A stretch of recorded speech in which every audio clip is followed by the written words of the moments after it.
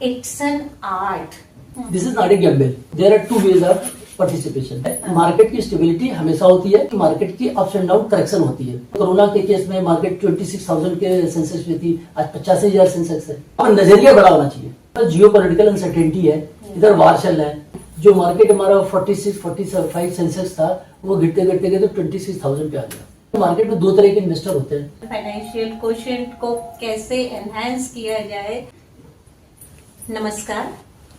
आज की ये सभा हम एक विशेष सब्जेक्ट को लेकर कर रहे हैं. आपने बहुतों ने EQ, IQ ये टर्म्स बहुत सुनी होंगी, लेकिन आज हम जो एक नई टर्म आपके सामने पेश करने जा रहे हैं वो है FQ, means financial quotient. What is this financial quotient? Is it all about earning money or accumulating that money or something else? Yeah, it is very much more than just earning and accumulating. It's all about managing your finances. And it's an art, trust me. और आज के इसी subject के ऊपर बात करने के लिए हमारे साथ उपस्थित हैं चार्टेड अकाउंटेंट दीपक जौहरी जी. जौहरी सर को लगभग 35 सालों का एक्सपीरियंस है इस लाइन में, और उन्होंने कॉर्पोरेट वर्ल्ड में अपना बहुत योगदान दिया है. तो मैं आज यहाँ पर जौहरी सर आपका स्वागत करती हूँ. नमस्कार. नमस्कार. और सर, आपका मैंने बहुत थोड़ा सा वो बताया है डिटेल, लेकिन मैं चाहूंगी कि आप अपना परिचय भली भांति हमारे दर्शकों के साथ साझा कीजिए. Thank you. जैसा कि सुहासिनी जी ने कहा, तो मेरा परिचय इस प्रकार से है. मैं बहुत सूक्ष्म परिचय दूंगा. मैं दीपक जौहरी, चार्टर्ड अकाउंटेंट, और मैंने 35 ईयर्स पहले चार्टर्ड अकाउंटेंसी के एग्जाम पास किया था. और उसके बाद मैंने 2 महारत्ना में काम किया है, एक NTPC और power grid corporation. Power grid corporation है महारत्ना PSU है, और एक बहुत बड़ी ऑर्गेनाइजेशन है जहां पर इसका एसेट बेस देखें तो 3 लाख करोड़ का है. आज की इन्वायरमेंट में 3 लाख करोड़ की जो एसेट बेस है, ऐसी बहुत कंपनियां नहीं मिलेगी आपको. बहुत कम कंपनियां हैं जिसमें से पावर ग्रिड एक बेशुमार कंपनी है. और जो हम पावर ग्रिड में हमने काम किया, बहुत सारे फाइनेंस में बहुत सारी फील्ड होती है. अब आप बुक सेक्शन है, बैलेंस शीट सेक्शन है, ऑडिटर को हैंडल करना है, CAG को हैंडल करना है, पेमेंट सेक्शन होता है, बजट सेक्शन होता है. तो हम लोगों ने सारे सेक्शन में काम किया है यहाँ पर, और एक मेजर एक्सपोजर हमने यहाँ पर हैंडल किया है. और बहुत सारे हमने ऐसे भी देखे हैं जहाँ पर एक बिग गवर्नमेंट ऑफिसर्स को हैंडल करना बड़ा मुश्किल होता है. मैंने मोस्ट ऑफ द टाइम मैंने कॉर्पोरेट टैक्सेशन में हैंडल किया है, जहां पर जो GST का इम्प्लीमेंटेशन हुआ था 2017 में, तो उसमें मेरा बहुत बड़ा एक योगदान है. और पावर ग्रिड से बहुत बड़ी कंपनी है जहां पर आज की डेट में 500-600 GST की रिटर्न होती है, और कम से कम 100 से ज्यादा इसके पास सब्सिडरी कंपनी है. तो उसको केसेस को हम लोगों ने हैंडल किया है, और पावर ग्रिड के फेवर में हमने बहुत सारी जजमेंट भी कराई है. तो मैं पावर ग्रिड से बहुत ही प्रभावित हूँ, और पावर ग्रिड के द्वारा हमने बहुत कुछ हासिल किया है. ये मेरा एक छोटा सा परिचय था. और इसके बावजूद रहते हुए भी मैं पावर ग्रिड में समय देने के बावजूद भी हमने 2-3 किताबें भी लिखी, GST भी किताबें लिखी, और बहुत सारी मैंने आर्टिकल भी लिखी, सैकड़ों आर्टिकल्स लिखी हैं. और एक बीच में 2023 में एक सुप्रीम कोर्ट की वर्डिक्ट आई थी EPS 95 के ऊपर है. वो मैंने उसका गहन अध्ययन किया, और मैंने एक 18 पेज की उसके अंदर आर्टिकल बनाई थी. उस आर्टिकल जो मेरी टैक्स गुरु में वेबसाइट में पब्लिश हुई है, करीब 2 लाख लोगों ने उसको रिव्यू किया है, और बहुत सारे मेरे पास कमेंट आए हैं. और मैंने पावर ग्रिड में भी बहुत से लोगों को ये बताया कि ये स्कीम जो सुप्रीम कोर्ट के द्वारा लाई गई है, इस स्कीम को ऑप्ट जरूर करना. तो सैकड़ों लोगों ने मेरी बात सुनी, समझी, और उसकी स्कीम को अपने ऊपर ऑप्ट किया. ओके, बहुत अच्छा बताया आपने सर. और ये जौहरी सर की बुक्स हैं दोनों, और हम इनका आपको डिटेल्स जो है अपने डिस्क्रिप्शन में दे देंगे, so that you can purchase it from market also. Market में अवेलेबल होगी सर, है ना? हाँ, तो आप इन्हें मार्केट से खरीद भी सकते हैं. तो अब सर ऐसा है कि मेरा ये ना पर्सनल है, मैं आपको सही बताऊं, finance is a subject which always attracts me. I am also earning person, लेकिन मुझे वो अट्रैक्ट ही करता रहा क्योंकि मोस्ट ऑफ द टाइम क्या हुआ कि I am afraid of taking any kind of risk. मुझे ऐसा लगता है, पता नहीं क्यों, कि ये तो रिस्क है, अगर मैंने कहीं कुछ ऐसा कर लिया, ऐसे कदम उठा दिया कि जहां मुझे अपनी पूंजी खोने की नौबत आ गई तो बहुत बड़ी दिक्कत वाली बात आ जाएगी। तो व्हाट आई प्रेफर कि कुछ कैलकुलेटेड सॉर्ट ऑफ हो। बट आप उसी डायरेक्शन में आप मुझे बताइए कि मेरे जैसे लेमैन को अगर कुछ शुरुआत करनी है, मतलब if you want to start from the scratch, तो आप कैसे करेंगे और कौन सा वक्त, जिसे बोलते हैं what is the suitable time to get into the market, वो आप थोड़ा सा हमें बताइए। सुहासिनी, आपके जो कन्वर्सेशन है उससे हमें दो क्वेश्चन मिल रहे हैं। हाँ। एक तो what is the opportunity and avenues in the market है, और what is the suitable period और timing to enter in that things investment है। तो मैं पहला क्वेश्चन आपसे लेता हूँ कि व्हाट आर द एवेन्यूज है। मैं जैसा कि समझ में आता है कि मार्केट में बहुत सारी एसेट्स क्लास हैं। रियल एस्टेट को ले लीजिए, ज्वेलरी आप गोल्ड ले लीजिए, सिल्वर ले लीजिए, इक्विटी ले लीजिए, डेब्ट ले लीजिए, और यदि एक ट्रेडिशनल इन्वेस्टर जहां पर एफडी है और एनएससी है। अगर मैं ट्रेडिशनल इन्वेस्टमेंट की बात करूं, एलआईसी है, एफडीआर है, एनएससी है, तो उसमें बहुत छोटे से रिटर्न है, लगभग 6 से 7% की आपको रिटर्न मिलती है। और जितने भी इंस्ट्रूमेंट है, एफडी है या एनएससी है, these all the instruments are taxable. अगर 6 से 7% को मुझको रिटर्न मिलती है, और अगर मैं 30% के ब्रैकेट में, लेट से 30% के ब्रैकेट में है, तो 7 रुपए में से अगर 100 रुपए में 7 रुपए मुझको ब्याज मिलता है, तो 30% टैक्स यानी कि 2 रुपए 10 पैसे मुझको टैक्स देना पड़ेगा। तो नेट ऑफ टैक्स 4 रुपए 90 पैसे यानी कि लगभग उनको 5 रुपए मिलेगा। तो आज की सिनेरियो में अगर मैं 7% की इन्फ्लेशन मानूं, तो मैं 7 रुपए जो चीज आज 100 रुपए की है, अगले साल में परचेज करने जाऊंगा तो वो चीज हमको 107 रुपए की मिलेगी। बट वो अगर अमाउंट मैंने अगर एफडी में रखी, तो मुझे 100 रुपए की जो इन्वेस्टमेंट किया है वो टैक्स काटने के बाद 5 रुपए मुझको मिलेगा। तो बजाय हमको कुछ कमाने के, उधर 7 रुपए की जो इन्फ्लेशन है और 5 रुपए की अर्निंग की 2 रुपए की 2% टके की मेरी डेफिसिट आ जाएगी। तो मैं अपने इन्वेस्टमेंट को डिटेरियोरेट कर रहा हूँ, अर्न कुछ नहीं कर रहा हूँ। अब आपने पूछा कि और हमारे एवेन्यूज क्या है। अब अगर मैं दूसरी तरह से जाता हूँ, ये तो हमारा फिक्स इंटरेस्ट रिटर्न हो गया, यहाँ पर हम कोई रिस्क नहीं ले रहे हैं। अगर मैं थोड़ी सी रिस्क लेता हूं, वो भी ऐसे रिस्क नहीं है कि मेरा पैसा डूब जाएगा या पैसा वाइप आउट हो जाएगा, ऐसा कुछ भी नहीं है। मार्केट लिंक इंस्ट्रूमेंट में चला जाता हूं। तो मार्केट इंस्ट्रूमेंट जाने के क्या तरीके हैं? इक्विटी मार्केट में जाऊंगा। अब इक्विटी मार्केट में जाऊंगा तो इक्विटी मार्केट के 2 तरीके हैं, या तो आप डायरेक्टली इक्विटी मार्केट में चले जाइए, या म्यूचुअल फंड के थ्रू इक्विटी मार्केट में आप जा सकते हैं। इक्विटी मार्केट में जाने से आपको हो सकता है उस सब्जेक्ट की नॉलेज ना हो, और थोड़ा सा आपको उसमें डेंट या बर्निंग हो सकती है। बट आपको म्यूचुअल फंड में जाएंगे तो मार्केट में बहुत सारे फंड मैनेजर बैठे हैं, म्यूचुअल फंड में दे मैनेज प्रॉपरली। मार्केट में किस समय में उसको इंटर करना है, कौन से सेक्टर में रुझान है, किस तरह का मिड कैप लूं, स्मॉल कैप लूं, लार्ज कैप लूं, ब्लू चिप लूं, बहुत सारे सेक्टर है, वो अपने इन्वेस्ट कर देते हैं। और इसमें क्या है कि अगर आप एक पर्टिकुलर शेयर में जाएंगे तो आपके पास डाइवर्सिफिकेशन के चांसेस बहुत कम होते हैं। बट यहाँ पर अगर 1000 रुपए का भी आप म्यूचुअल फंड में अगर एसआईपी के थ्रू जाते हैं, तो वो म्यूचुअल फंड जो फंड मैनेजर है, तो उस स्कीम में हो सकता है सैकड़ों शेयर हो, तो आप छोटी सी अमाउंट में बहुत सारे डाइवर्सिफिकेशन का भी फायदा ले सकते हैं। दूसरा इसमें क्या है, अगर आप यदि फिक्स्ड इंस्ट्रूमेंट में रहेंगे तो एक टैक्सेशन का रेट थोड़ा ज्यादा होता है। अगर आप ये म्यूचुअल फंड या शेयर्स में जाएंगे तो टैक्सेशन का रेट बहुत ही इफिशियंट है। एफिशिएंट कैसे? 1 साल के लिए अगर होल्ड करते हैं तो 12.5% का टैक्स है, अगर लेस देन 1 ईयर करते हैं तो आपको 20% टैक्स देना पड़ेगा। अगर टैक्स का बर्डन कम है, नेचुरली आपकी रिटर्न ज्यादा आएगी। और तीसरी चीज में क्या है कि एफडीआर में क्या होता है, लेट सपोज करूं मैं एफडीआर 5 साल के लिए करा देता हूं। मेरी एफडीआर 10 लाख रुपए वाली है, अगर वो 5 साल के बाद 16 या 17 लाख रुपए की मैच्योर होगी, तो हर साल बैंक क्या करेगा, जो अक्रूड इंटरेस्ट है उस पर टीडीएस काट लेगा। अब टीडीएस काट के मेरे 26 ईयर्स में आ जाएगी, तो मुझे क्या करना पड़ेगा, उसकी कार्डगली मेरे को इनकम लेकर के एडवांस टैक्स जमा करना पड़ेगा। मुझे रिटर्न तो कुछ नहीं मिला, मैंने कैश फ्लो कुछ भी नहीं है, in spite of that I have to pay the advance tax. वो मेरे लिए एक डेंट का काम करेगा। इससे बेटर है कि थोड़ी सी आप रिस्क ले, थोड़े से रिस्क इसका मतलब नहीं आपका पैसा वाइप आउट हो जाएगा, because it is well regulated with SEBI.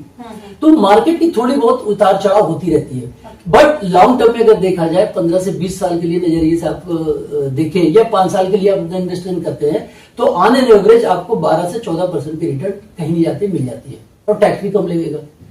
तो थोड़ी सी रिस्क अगर लेते हैं, और रिस्क अगर लंबे समय के लिए, तो वो भी रिस्क नहीं है। तो ये आपको बेटर एक ऑप्शन मिल सकता है। तो मैं तो यही कहूंगा कि अगर आपको पैसे कंपाउंड करना है या वेल्थ क्रिएट करना है तो एफडी से वेल्थ क्रिएट नहीं हो सकती। आपको वेल्थ क्रिएट के लिए थोड़ी सी रिस्क लेनी पड़ेगी और आपको इक्विटी मार्केट में ही आना पड़ेगा थ्रू म्यूचुअल फंड। और जब आप तो सीख जाएंगे या थोड़े से एक्सपर्ट हो जाएंगे तो आप डायरेक्ट इक्विटी भी कर सकते हैं। ये मेरा दूसरा। ओके, मैं इसी के साथ एक जुड़ा हुआ मेरा डाउट है जो अक्सर मैं लोगों से भी सुनती हूँ कि कहा जाता है कि it's a gamble, is it really a gamble?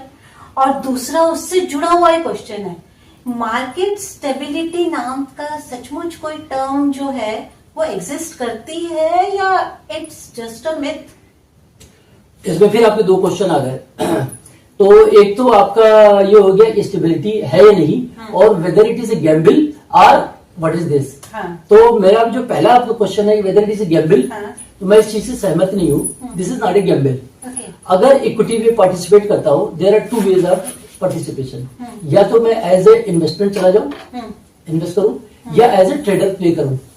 जब इन्वेस्टमेंट की बात करता हूं तो जब इन्वेस्टमेंट करता हूं तो जब इन्वेस्ट करने के लिए जो मुझे कुछ अमाउंट की जरूरत पड़ती है या पूंजी की जरूरत पड़ती है, इन्वेस्ट करने के बाद वो जो परचेज करते हैं इक्विटी शेयर से म्यूचुअल फंड मेरे डीमैट अकाउंट में आ जाता है। ठीक है, जब मैं अप्रोप्रिएट टाइम में उसकी प्राइस बढ़ेगी तो मैं उसको बेचूंगा, तो उसमें तो कोई गैम्बल नहीं हुआ, उसमें तो कोई गैम्बल नहीं हुआ। बट अगर यदि आप उसको इक्विटी शेयर्स या म्यूचुअल फंड को परचेज नहीं करते, केवल आप उसको फॉरवर्ड ऑप्शन के थ्रू ट्रेडिंग करते हैं, तो उसमें आप गुंजाइश है कि आपको उसको नुकसान हो जाए, because you are not the expert. तो एज ए स्मॉल इन्वेस्टर जहां पर छोटी पूंजी लगी हुई है तो आप बेटर है एज ए इन्वेस्टर इन्वेस्ट करिए। और बहुत सारी कंपनियां हैं, अगर उनका पास रिकॉर्ड देखेंगे तो अपने समय से 4-5 साल के बाद बहुत अच्छा रिटर्न देती है। तो मैं तो यही कहूंगा कि अगर यदि आप स्मॉल इन्वेस्टर हैं और आपके पास छोटी पूंजी है तो बजाय आप ट्रेडिंग करने की आप इन्वेस्टमेंट करिए, वो आपके लिए बढ़िया रहेगा। और आपका दूसरा क्वेश्चन है व्हाट अबाउट द स्टेबिलिटी। तो जहां मार्केट की स्टेबिलिटी है, मार्केट की स्टेबिलिटी हमेशा होती है। थोड़ी बहुत स्टेबिलिटी होती है कि मार्केट की अप्स एंड डाउन करेक्शन होती है, तो उसमें भी बहुत सारे इन्वेस्टमेंट होते हैं। स्मॉल कैप है, लार्ज कैप है, मिड कैप है। अगर आपको पूरी 100% या फुल फ्लेज स्टेबिलिटी चाहिए तो don't go for small cap and mid cap, you remain interested in large cap. बहुत बड़ी बड़ी कंपनियां, निफ्टी की कंपनियां हैं, आप है उसमें रिलायंस है, स्टेट बैंक है, बहुत सारी कंपनियां, बड़ी बड़ी कंपनियां। आप लार्ज कैप के म्यूचुअल फंड लीजिए और आप देखिएगा कि 4-5 साल अगर इन्वेस्टेड रहते हैं तो आपको 12-14% कमा के दे देगा। तो ये स्टेबिलिटी है। But don't see the small correction in the market, ये तो बेसिक नेचर है, फिनोमिना है मार्केट का, ये तो होता ही रहेगा। बट बहुत बार पीछे भी मार्केट में उलट पलट हुए हैं। अभी अब हर्षद मेहता कांड हुआ, फिर आपके बाद सब प्राइम क्राइसिस हुई, अभी कोरोना की क्राइसिस हुई, सप्तम का केस हुआ। तो क्या सप्तम का केस होने के बाद मार्केट डूब गई? मार्केट फिर आई। तो आज कोरोना के केस में मार्केट 26,000 के सेंसेक्स में थी, आज 85,000 सेंसेक्स है। तो मार्केट अगर लॉन्ग टर्म में देखेंगे तो मार्केट आपको बढ़ी हुई मिलेगी। तो इससे जो स्मॉल फ्लक्चुएशन है ये आपको नहीं देखना, because you are long term investor. तो आप नजरिया बड़ा होना चाहिए, लॉन्ग टर्म होराइजन होगा तो आपको नुकसान नहीं होगा। ओके, अब नजरिया आपने बोला, नजरिया बड़ा करते हुए मैं ये पूछना चाहूंगी कि क्या ये जो आज का मार्केट है ये कॉन्स्टेंटली जैसे गिरता हुआ दिखाई दे रहा है, तो ऐसे में इसमें एंटर करना आप क्या सलाह देना चाहेंगे? सुहासिनी, बड़ा अच्छा क्वेश्चन है आपका। देखिए अभी जो मार्केट थोड़ी सी साइड बैक हुई है, इसके कारण क्या है कि ग्लोबल फैक्टर भी है और डोमेस्टिक फैक्टर भी है। अगर मैं ग्लोबल फैक्टर की बात करूं तो हमारे पास जियो पॉलिटिकल अनसर्टेनिटी है, इधर वार चल रहा है, उधर आपके देखिए रसिया और आपके यूक्रेन के वार चल रहा है। कल 4 साल हो गया वार होते हुए, वार रुक नहीं रहा।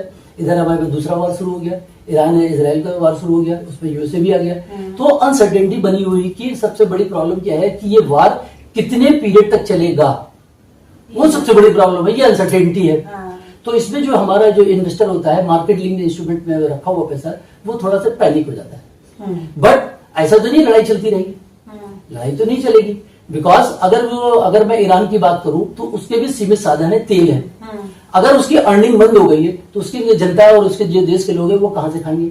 तो ये वार है, ये तो साइक्लिकल है, थोड़ी सी टाइम के लिए है, ज्यादा नहीं टिकेगी। हाँ, इस पीरियड में क्या हुआ कि जो डिफरेंट कंट्रीज जो ऑयल परचेज कर रहे हैं उसकी वजह से उनको अनसर्टेनिटी हो गई है। अब ऑयल की क्या, अब ऑयल जो हमारा था जब ये वार शुरू नहीं हुआ था $66 पर बैरल था, अभी 114 115 के आसपास हो रहा है। तो इसकी वजह से क्या हुआ, अब जो कोई भी कंट्री है, तो जो अब ईरान की बात कर रहा हूं तो ईरान के पास भी एक सीमित साधन है, उसका भी सर्वाइवल, उसके मेन प्रोडक्ट है तेल है।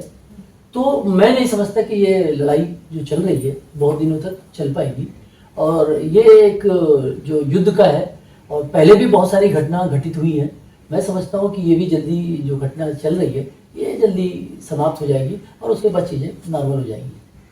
तो इसमें ऐसा पैनिक होने की जरूरत नहीं है, और सब कुछ जैसे पहले भी जो घटना हुई है और घटना के एक अंत होगा, और इस तरह से ईरान का इजराइल का जो वार है ये भी अंत हो जाएगा, then things will be normalise. Okay, तो let's move on to the next question. तो ये जो आप कह रहे हैं कि ये जो जियोपॉलिटिकल टेंशंस चल रही हैं, तो आप थोड़ा ये बताइएगा, हमें गाइड कीजिएगा कि आपके हिसाब से which sectors are there which are going to be benefited and which sectors are there which are going to be badly affected by these circumstances? देखिए, जैसे आप कह रही हैं कि there are two types of sectors. Yeah. One is going to be benefited, one is going to be depressed by the current circumstances. मैं पहले लेता हूं कि ये जो जियोपॉलिटिकल टेंशन है इसमें सबसे ज्यादा हर्ट क्या कर रहा है मुझे, इसमें सबसे ज्यादा जो हर्ट कर रहा है वो है तेल, कच्चा तेल। कच्चा तेल जो हमारा 66 से 67 USD पर बैरल था, आज 114 रुपये हो गया। तो उन कंपनियों को नुकसान होगा जो मैक्सिमम रॉ मटेरियल उनका कच्चा तेल है। तो अब ऐसे हमको सोचना पड़ेगा, देखना पड़ेगा कौन कौन सी कंपनियां हैं। ऐसे देखा जाए कच्चा तेल है तो कच्चा तेल का एक सबसे बड़ा जो है वो है ट्रांसपोर्ट सेक्टर। अगर हम कोई भी स्टेट में जहाँ बैठे हुए हैं, हम हर चीज तो यहाँ पैदा नहीं करते, हमको दूसरे स्टेट से या दूसरे जगह से मंगानी पड़ेगी। नेचुरली कौन लाएगा? ट्रांसपोर्ट लाएगा। अगर ट्रांसपोर्टेशन कास्ट बढ़ेगी तो हर चीज महंगी हो जाएगी। तो सबसे बड़ा फैक्टर आएगा कि इन्फ्लेशन बढ़ने वाली है। ठीक है, अब इसमें आएगा कि सेक्टर कौन कौन से इसमें प्रभावित होंगे। सेक्टर जो सबसे ज्यादा तेल यूज करता है, इसमें सबसे ज्यादा तो एयरलाइन यूज करता है। एयरलाइन में उसमें दो तरह के प्रभावित होंगे, एक तो उसकी कास्ट ऑफ रॉ मटेरियल जो कि फ्यूल है वो बढ़ेगी, और बहुत सारी कंट्री में जो लड़ाई हो रही है उसको अपने फ्लाइट के ऑपरेशन भी कम करने पड़ेंगे। तो एक तरफ तो रेवेन्यूज की मारी जाएगी, दूसरे जगह रॉ मटेरियल कास्ट है जिसकी वजह से उसकी इनपुट कास्ट बढ़ेगी, तो उसकी जो मार्जिन है, मार्जिन में डेंट आएगा। उसकी मार्जिन में डेंट, एक तो ये सेक्टर हो गया। फिर बहुत सारे ऐसे सेक्टर हैं जो कि फ्यूल बेस्ड इंटेंसिव है उनका, जैसे आपके पेंट की कंपनियां हैं, टायर की कंपनियां हैं, केमिकल कंपनियां हैं। तो ये सब कंपनियां इसमें प्रभावित, ट्रांसपोर्ट सेक्टर है ये बहुत ज्यादा प्रभावित होंगे। अब इसमें आप दूसरा क्वेश्चन है कि कौन से सेक्टर ऐसे हैं जिससे इनको मुनाफा होने वाला है, जिससे फायदा होने वाला है। अब इसमें मैं लेता हूं कि जैसे दो तरह की कंपनियां होती है। अगर ऑयल कंपनियां भी जो हमारे यहाँ दो तरह की कंपनी होती है, एक होती है जो ऑयल कंपनियां जो कि रॉ मटेरियल कच्चा तेल मंगाती हैं, उसको प्रोसेस करती हैं और डिफरेंट टाइप के आउटपुट में उसको कन्वर्ट करते हैं, जिसको बोलते हैं oil import company and oil marketing company. Oil marketing कौन सी कंपनी है? जैसे इंडियन ऑयल कॉर्पोरेशन है, BPCL है, HPCL है। चूंकि इनका रॉ मटेरियल कास्ट जो कि क्रूड ऑयल महंगा हो गया तो इनकी मार्जिन कम होगी, तो इनको नुकसान होने वाला है। इसके अगेंस्ट में जाता हूं, जो इंपोर्ट नहीं करते वो एक्सप्लोरेशन करते हैं, जैसे ऑयल इंडिया है, ONGC है जो गैस करते हैं, तो इन कंपनियों को कोई फर्क नहीं, इनको थोड़ा फायदा होगा। अब गोल्ड है, अब जो कि अनसर्टेनिटी है, अनसर्टेनिटी में लोग क्या कहते हैं इक्विटी से थोड़ा सा हट करके सेफ हेवन की तरफ भागना चाहेंगे। तो सेफ हेवन क्या मिलेगा? गोल्ड है, गोल्ड की तरफ भागेंगे। तो ये कुछ सेक्टर ऐसे हैं जहाँ पे इनको प्रभावित होंगे और कुछ सेक्टर इससे बेनिफिट होंगे। ओके, अब हमारा जो मैं अगला क्वेश्चन मेरे पास नोट किया हुआ है कि जो ये सब तो आपने मार्केट का बताया है ना, और बड़े बड़े नाम लिए अभी आपने, बट लाइक स्मॉल इन्वेस्टर्स हैं, मेरे जैसे इंडिविजुअल्स हैं, जो अगर घबराए हुए हैं कि हमें क्या करना चाहिए, तो ऐसे में आप उनको क्या सलाह देंगे कि क्या लेना चाहिए, किससे बचना चाहिए? जैसे आपका क्वेश्चन है, बहुत बढ़िया क्वेश्चन है। जब कोई आपदा आती है तो उसको हमें अपॉर्चुनिटी में बदलना चाहिए। ओके। ठीक है। जब हमने अगर लास्ट एपिसोड देखे, लास्ट हमारे पास एक परेशानी आई थी, ये कोरोना की आई थी। जो मार्केट हमारा 46 45 सेंसेक्स था, वो गिरते गिरते गए तो 26,000 पे आ गया। तो कितने दिन रहा वो? बहुत कम टाइम रहा। फिर क्या हुआ कि मार्केट जब कोरोना खत्म हुआ, मार्केट से एकदम से भाग गई। तो अभी भी एक सिचुएशन थोड़ी सी है, तो इसमें हमें अपने को पैनिकी से नहीं रखनी है और अपने को कूल एंड काम रखना है। इसमें मार्केट में दो तरह के इन्वेस्टर होते हैं, एक तो जो एसआईपी के थ्रू आप इंटर किए हुए हैं, और एक जो इसकी अपॉर्चुनिटी को लेना चाहिए उनको। जो एसआईपी है, एसआईपी तो एक दिन के लिए नहीं होती है, एसआईपी तो लॉन्ग टर्म के लिए होती है। और एसआईपी के बेसिक फंडा है, जैसे मार्केट नीचे जाएगी तो उसको एवरेज आउट कर लेंगे, और जब मार्केट नीचे जाएगी तो हमको नंबर ऑफ यूनिट्स ज्यादा मिलेंगी। और जब चूंकि हम एसआईपी किया है तो naturally we are for the long term, तो जब 4-5 साल के बाद हम बेचेंगे तो हमें नंबर ऑफ यूनिट्स ज्यादा मिली हुई है, तो हमें अल्टीमेटली फायदा होने वाला है। तो जहां तक एसआईपी की बात है, आप उसको एसआईपी को कभी भी बंद ना करें। ये साइकिलिकल है और उसमें शॉर्ट पीरियड के लिए है। एसआईपी ना बंद करें, उसको चालू रखें। और अब रही एक अपॉर्चुनिटी की बात है। अगर आप सोचते हैं कि मार्केट जो अभी गिरी हुई है अगर ऊपर आएगी, तो अगर आपके पास कुछ पैसे हैं तो उस कुछ पैसे को यहाँ पर आप लगाइए। बट मैं ये नहीं कहूंगा कि आप एक बार में सारा पैसा तो लगाए। लेट सपोज करो आपके पास 1 लाख रुपए है या 10 लाख रुपए है, तो आप उसको छोटे छोटे प्रोपोर्शन में सेपरेट में लगाए। लेट सपोज करो आपके पास कुछ अमाउंट है 10 लाख रुपए, तो 1/3 अभी लगा लीजिए, 1/3 कुछ बाद लगा लीजिए, फिर 1/3 जो भी है बाद में लगा दीजिए। इससे क्या होगा, अगर मार्केट घटेगी तो आपको चीजें और सस्ती मिलेगी। अगर लमसम में आप पूरा लगा दिया, मार्केट फिर यहाँ से डिप हो गई, तो आपको एक पछतावा हो गया कि मैंने एक गलत टाइम पे एंटर किया।